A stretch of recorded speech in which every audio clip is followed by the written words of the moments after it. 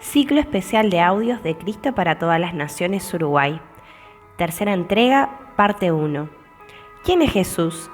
Por Don Everst. La obsesión de los cristianos con Jesús. Mi nombre es Don. Soy cristiano y una de las cosas que aprenderás sobre mí en este folleto es que a Jesús lo encuentro fascinante. Quizás esto no te sorprenda. Si bien varían inmensamente en apariencia y cultura, y sus iglesias tienen diferentes formas y cantan diferentes melodías, los cristianos de todo el mundo tienen algo en común. No pueden dejar de hablar de Jesús. ¿Alguna vez lo has notado? A veces hasta puede parecer un poco exagerado.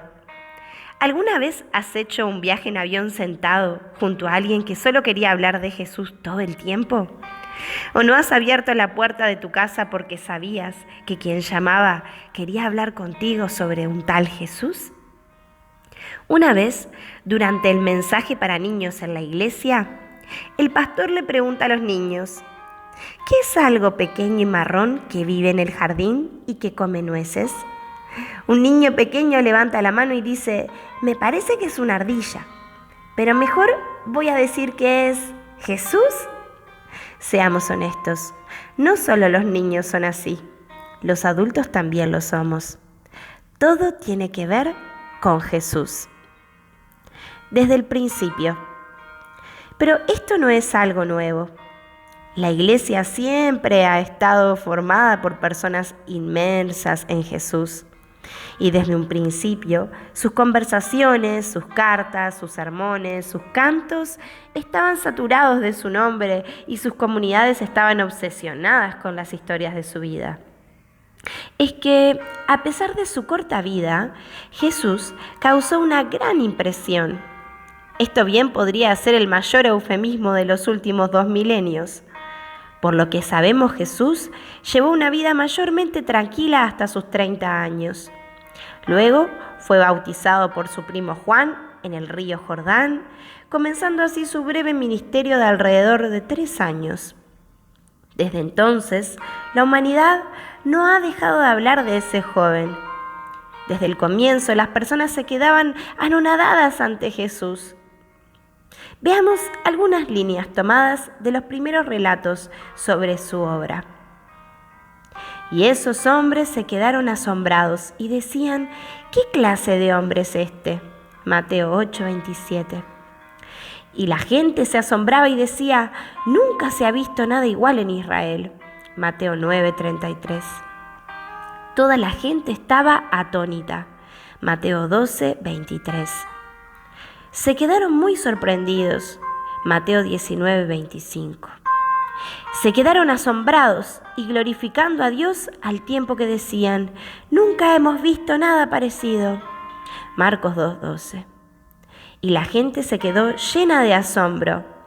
Marcos 5:42. Y ellos estaban muy asombrados. Marcos 6:51. Ellos se asombraron aún más. Marcos 10:26.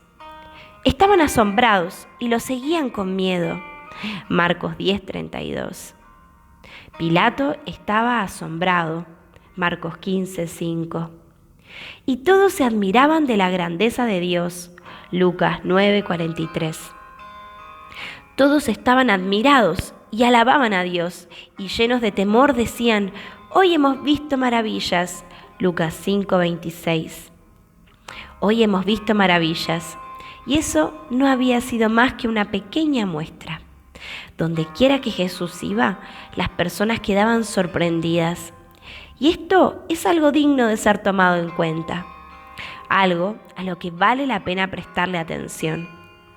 Si solo viéramos en las narraciones a unas pocas personas impactadas, no sería nada digno de mención. Pero, ¿qué hacemos cuando son multitudes enteras las que están tan conmocionadas que se quedan con la boca abierta? ¿Qué hacemos cuando vemos que hasta los detractores de Jesús se quedan anonadados con él?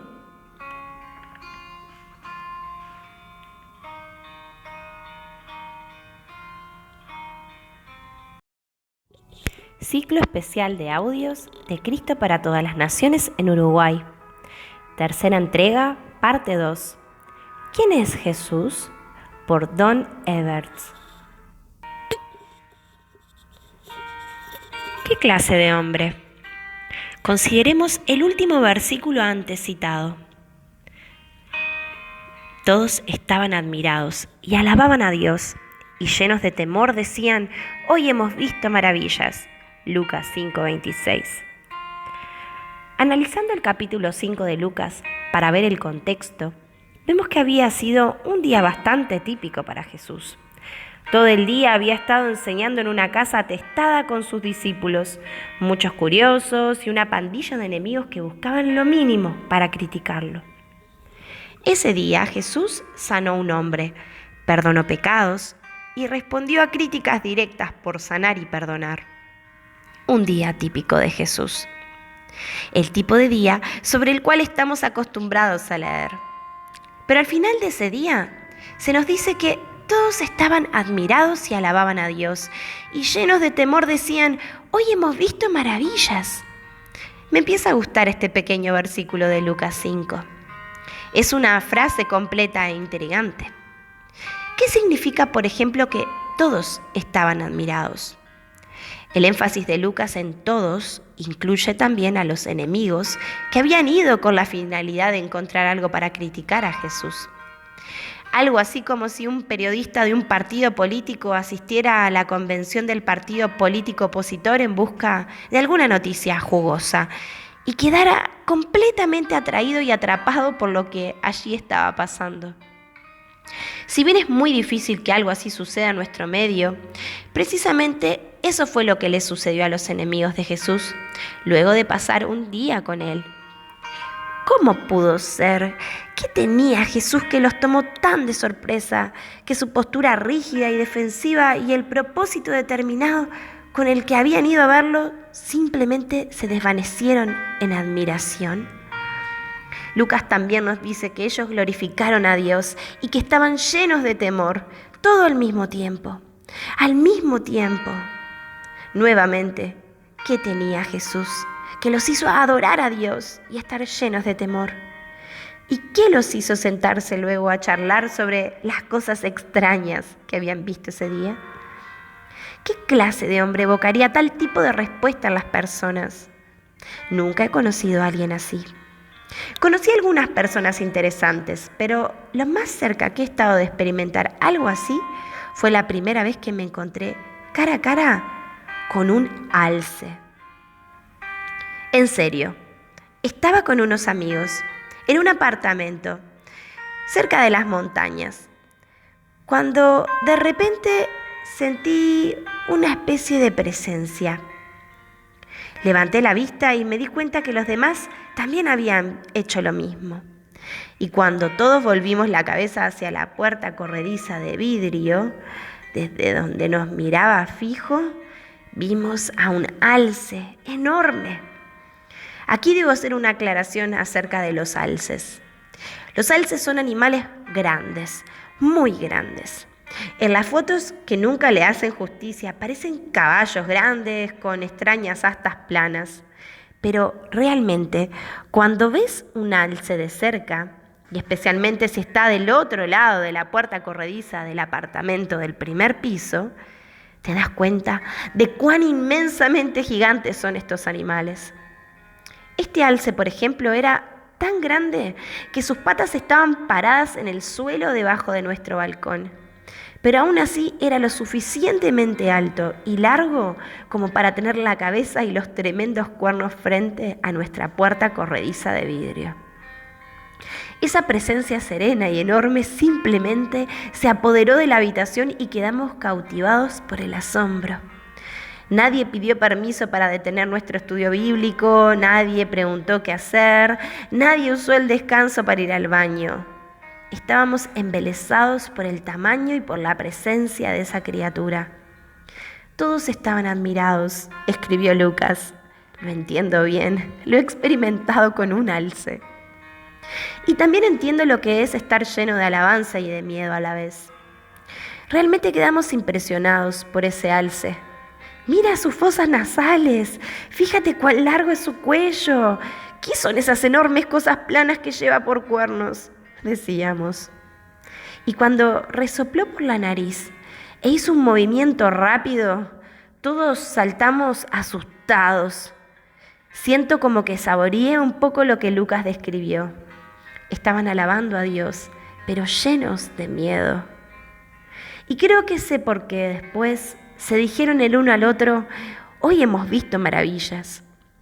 Después que nuestro alce se aburrió con nosotros y se adentró en ese bosque, derribando pequeños árboles en su camino, pasamos los siguientes 30 minutos con risitas nerviosas y una energía incontrolable en el ambiente. Y charlamos como niños pequeños sobre lo que habíamos vivido y comentamos cada pequeño detalle que recordábamos. ¿Viste cómo al alejarse fue derribando árboles pequeños que estaban en su camino?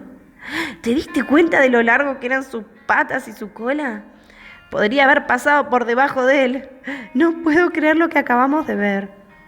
Hoy hemos visto cosas maravillosas, decíamos. Y así es que he saboreado un poco la reacción que Lucas describe, pero con un alce peligroso y con muchos cuernos. Físicamente Jesús era un simple hombre, un carpintero de oficio. Sin embargo, evocó este tipo de respuesta en las personas. Y este hecho en Lucas 5 no es ninguna excepción. Podría seguir leyendo docenas de versículos sobre multitudes e individuos asombrados. También podría leer una docena de instancias en las que las personas se acercaron a Jesús y simplemente se arrodillaron ante Él. Muchas personas, todo tipo de personas, arrodilladas a los pies de ese carpintero. Podría leer docenas de versículos sobre personas que reaccionaban anonadadas a las palabras de ese Jesús. Donde quiera que Jesús iba, era como si un alce hubiera entrado en ese cuarto. ¿Cómo explicas esto? Es un coro demasiado ruidoso como para ser ignorado por insignificante. ¿Cómo le encontramos sentido a todas estas reacciones?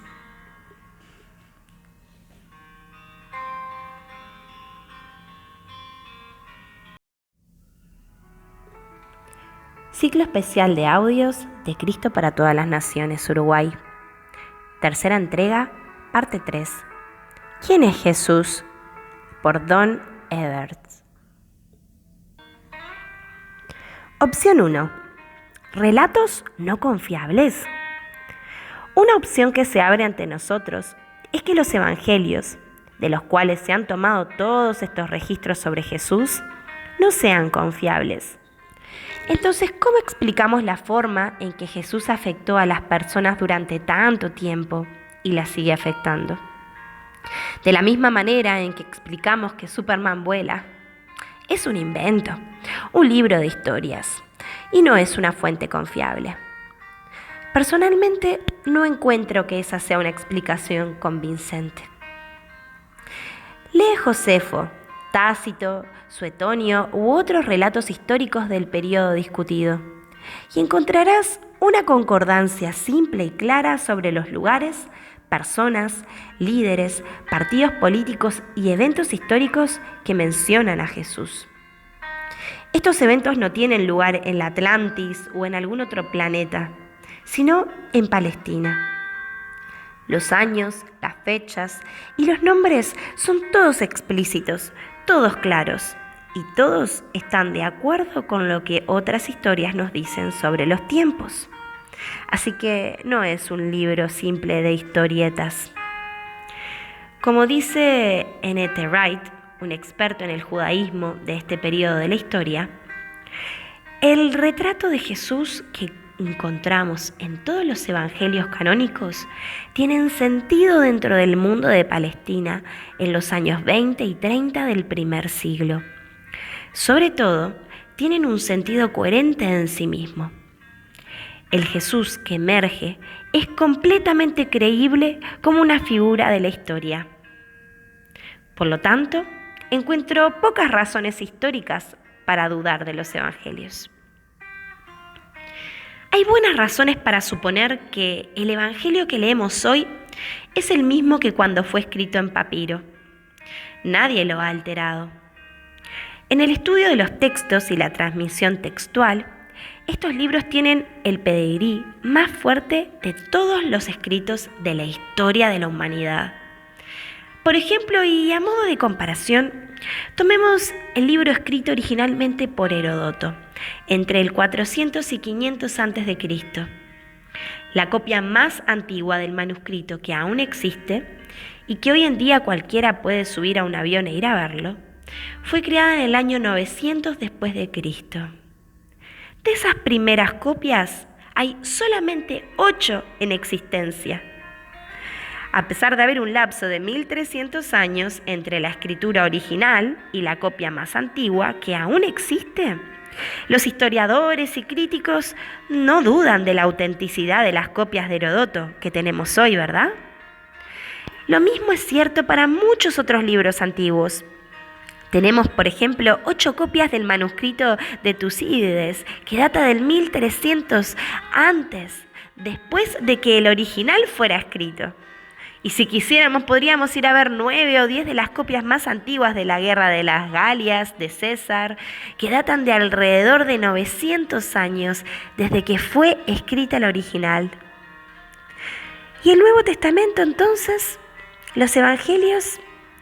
Bueno, podríamos ir hoy mismo y ver los manuscritos completos, Antiguo y Nuevo Testamento juntos, escrito tan solo 300 años después de que se escribieron los originales. No son 1300 años después, ni 900 años después, sino 300. En realidad tendríamos que volar a unas cuantas ciudades. El manuscrito completo más antiguo que podemos ver hoy en día se llama Códice Sinaítico, pero en realidad está distribuido en 4 bibliotecas: la Biblioteca Británica, la Biblioteca Nacional de Rusia, el Monasterio de Santa Catalina en el Sinaí y la Biblioteca de la Universidad de Leipzig, que también se puede ver en línea. El fragmento más antiguo que tenemos de un evangelio es el papiro 52, que data de tan solo 35 años después de que se escribiera el evangelio. No 1300 años, no 900 años, solo 35 años. Más aún, no solo existen 8 o 10 de estos manuscritos antiguos, sino más de 5000, y tan solo en griego. El número oficial se guarda en el Instituto de Investigación del Nuevo Testamento en Münster, Alemania, y lo ubican en 5773, solo en griego.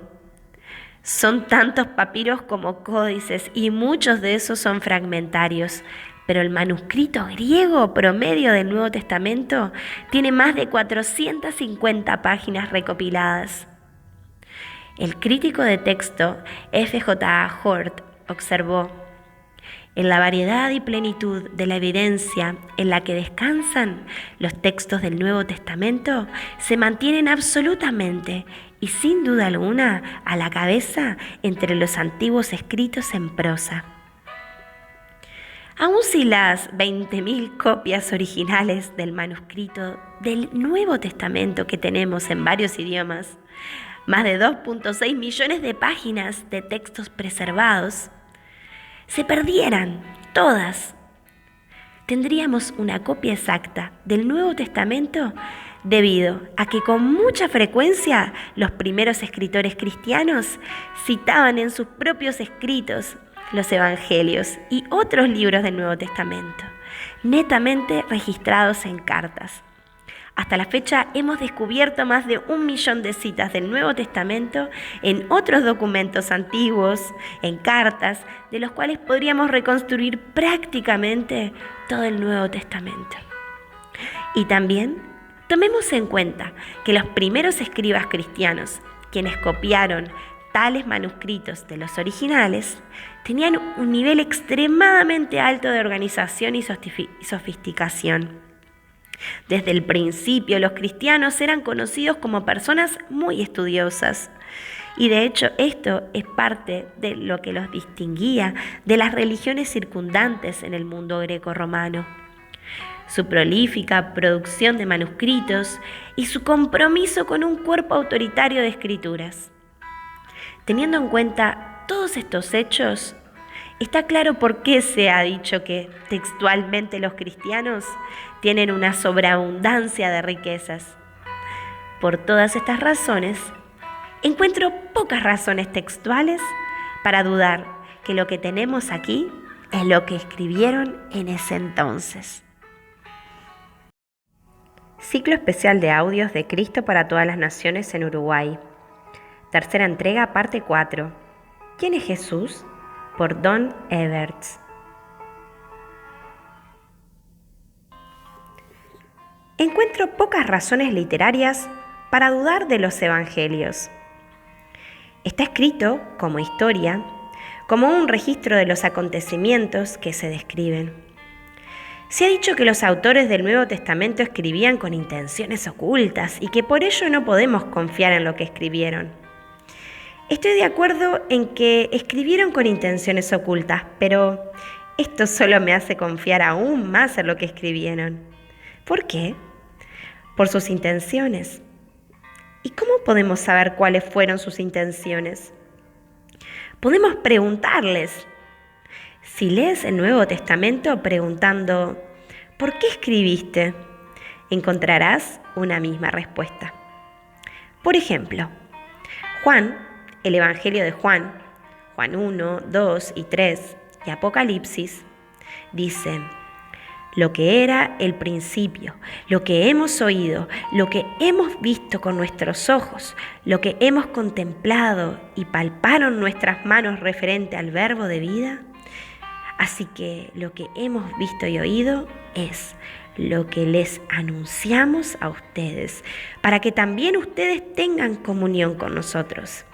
Escrito en Primera de Juan 1, 1 al 3. Toqué al alce. En otras palabras, vimos algo y te lo estamos contando.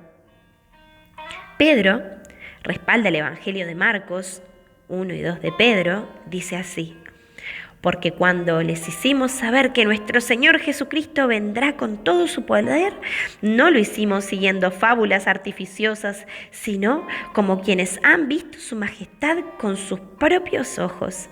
Segunda de Pedro 1, versículo 16. ¿Crees que soy lo suficientemente inteligente como para inventar esto? No. Lucas, el Evangelio de Lucas y Hechos, los cuales en porcentaje son una gran parte del Nuevo Testamento, quien no fue un testigo de primera mano, dice: muchos han tratado ya de relatar en forma ordenada la historia de los sucesos que ciertamente han cumplido entre nosotros, tal y como nos lo entregaron quienes desde el principio fueron testigos presenciales y ministros mismos de la palabra.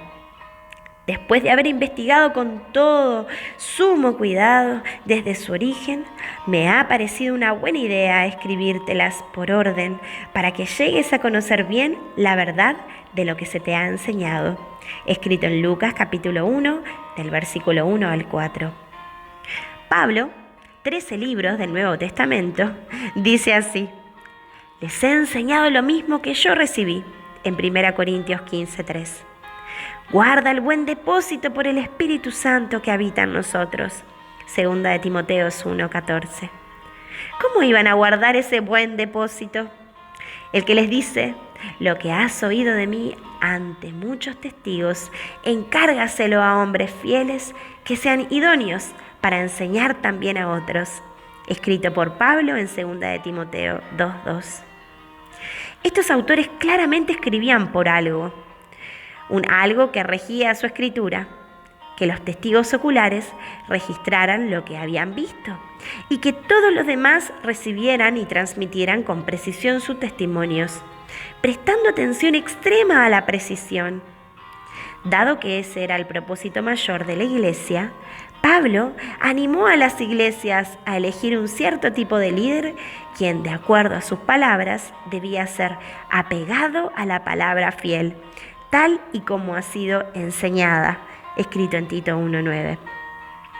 Ten en cuenta que todos los apóstoles de Jesús fueron un producto del sistema escolar de la sinagoga de la época. Todos los varones de 7 a 14 años estaban en la escuela 6 días a la semana aprendiendo las escrituras hebreas. El método de aprendizaje era memorización precisa de cantidades masivas de enseñanzas. Desde una edad temprana, eran entrenados para escuchar una enseñanza y memorizarla una y otra vez, lo que lograban a través de repetición y diversas técnicas de aprendizaje. Un estudio cuidadoso ha revelado que Jesús empleó muchas de estas mismas técnicas de memorización en su manera de enseñar y de entrenar a sus discípulos. Repetición, parábolas, giros de frases, entre otras cosas. De hecho, Jesús empleó aún más métodos para inculcar en sus discípulos cuidadosamente y con un propósito, su gran plan de estudio. Lo hacía llevar sus enseñanzas a otros y luego regresar y contar cómo les había ido, uniendo así una enseñanza a un momento y una experiencia memorable. Jesús sabía que iba a enviar a sus discípulos con sus enseñanzas y en una ocasión incluso reveló que las historias de su vida iban a ser llevadas por todo el mundo. Mira Marcos 14:9. El cielo y la tierra pasarían, insistía Jesús, antes de que sus palabras lo hicieran. Y por eso no es de sorprender que sus seguidores tuvieran un propósito tan firme y singular: repetir y repetir esas enseñanzas y las historias de su vida, muerte y resurrección. Como tampoco es de extrañar que fueran persistentes al respecto, buscando líderes que fueran apegados a la palabra fiel, tal y como ha sido enseñada. Con razón tenían un propósito tan firme en sus escritos. Conociendo ese propósito, encuentro pocas razones literarias para dudar de los evangelios. En definitiva, me parece razonable, por las razones que he mencionado, que lo que tenemos en la Biblia, todo ese asombrarse y arrodillarse, etcétera, sea un relato preciso. Porque ese es realmente el efecto que Jesús tuvo en las personas en aquel momento. Entonces, una vez más, ¿cómo explicamos todo este asombro? Ciclo especial de audios de Cristo para todas las naciones, en Uruguay. Tercera entrega, parte 5 y final. ¿Quién es Jesús? Por Don Everts. Opción 2. La identidad de Jesús. Tal vez había algo especial sobre Jesús. Después de todo, Jesús dijo ser especial. Es posible el asombro, el caer a sus pies y el quedar atónitos en silencio, si miramos lo que Jesús dijo acerca de sí mismo. En otras palabras, pregúntale al alce, ¿pero qué dijo Jesús de sí mismo? ¿Cómo respondió a la pregunta, ¿quién es Jesús? Veamos las afirmaciones, yo soy, que hizo Jesús. Jesús dijo, yo soy el pan de vida. El que a mí viene nunca tendrá hambre, y el que en mí cree no tendrá sed jamás. Juan 6:35. En otra ocasión Jesús dijo, yo soy la luz del mundo. El que me sigue no andará en tinieblas, sino que tendrá la luz de la vida. Juan 8:12. Yo soy el buen pastor da su vida por las ovejas. Juan 10:11. Jesús les dijo, yo soy la resurrección y la vida. El que cree en mí, aunque esté muerto, vivirá. Juan 11:2. Jesús le dijo, yo soy el camino y la verdad y la vida. Nadie viene al Padre sino por mí. Juan 14:6. ¿Alguien más nota una constante aquí? Hay una variedad de imágenes, pero Jesús parece estar queriendo transmitir algo sobre su identidad. Esto es, que no era un hombre común. De hecho, su lenguaje aquí habría sido inequívoco para sus oyentes. Si bien la forma en que Jesús dice yo soy es gramaticalmente correcta, es una manera poco común de decir yo soy en el idioma original. Y resulta que es la forma exacta en que cuando Moisés le preguntó a Dios en la zarza ardiente cuál era su nombre, Dios le respondió: yo soy. Jesús está usando aquí a propósito esa misma construcción, algo que no pasó desapercibido para las personas con las que él estaba hablando. La historia de Moisés, la zarza ardiente, la puedes leer en el capítulo 3 del libro de Éxodo. Y toda esa gente en aquella época conocía esa historia muy bien. ¿Cuán poco sutil fue el uso de Jesús de la forma de Dios de decir su nombre? Veamos cómo respondieron a Jesús los líderes judíos. Jesús les dijo: de cierto les digo, antes de que Abraham fuera, yo soy.